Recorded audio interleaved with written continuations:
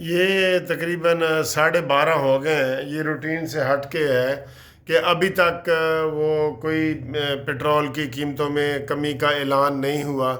مجھے اب یہ شک پڑ رہا ہے کہ شہباز شریف صاحب نے جو تقریر کی تھی نا، بیچ میں ایک فکرہ گول کر گئے تھے کہ پیٹرولیم کی جو قیمتیں ہیں وہ ہم کم نہیں کریں گے، برقرار رکھیں گے، اور جتنا ہمیں دنیا میں پٹرول سستا ہوا ہے اس کا فائدہ جو ہے، اس کا پروجیکٹ جو ہے ان پیسوں کو ہم بلوچستان میں ترقی دیں گے.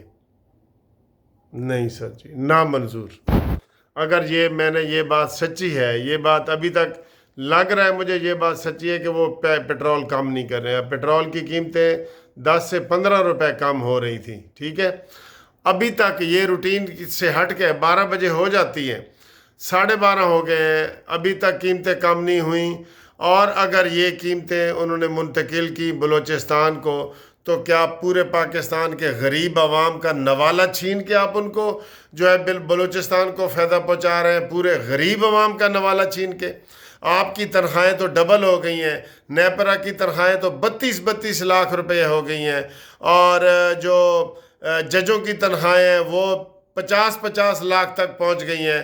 سینٹ کے ارکان کی تنخواہیں بڑھا دی ہیں، قومی اسمبلی کے ارکان کی تنخواہیں بڑھا دی ہیں. ادھر آپ کو جو ہے نا وہ نظر نہیں آتا کہ جناب یہ جتنا پٹرول کم ہوا ہے اس کا فائدہ ہم بلوچ عوام کے سڑکیں بنائیں گے عوام کے لیے. ادھر یہ نامنظور ہے بالکل. پہلے اپنی قیمتیں کم کریں. اگر یہ بات سچی ہے، ابھی کنفرم نہیں ہو رہی، اگر یہ بات سچی ہے کہ پٹرول کی جتنی قیمت کم ہوئی ہے اس کو فائدہ عوام کو ہم نہیں دیں گے، بلکہ اس کے لیے ہم بلوچستان کی سڑکیں بنائیں گے انہی پیسوں سے، تو یہ نامنظور ہے. اپنی تنخواہیں کم کرو، سینٹ کے قومی اسمبلی کے ممبران کی تنخواہیں کم کرو، ججوں کی تنخواہیں کم کرو. ادھر تو آپ کو جناب ایسے تنخواہ بڑھاتے ہیں، کوئی کابینہ سے منظوری بھی نہیں لیتے اور بڑھا دیتے ہیں. اور ادھر عوام اتنی امید لگا کے بیٹھی ہے کہ پٹرول کی قیمتیں کم ہوں گی، اور آپ مجھے لگ رہا ہے ابھی تک یہی مجھے لگ رہا ہے کہ نہیں ہے. اگر یہ ہو گیا نا تو صبح پھر اس کے اوپر میں مزید تفصیل سے ویڈیو بناؤں گا.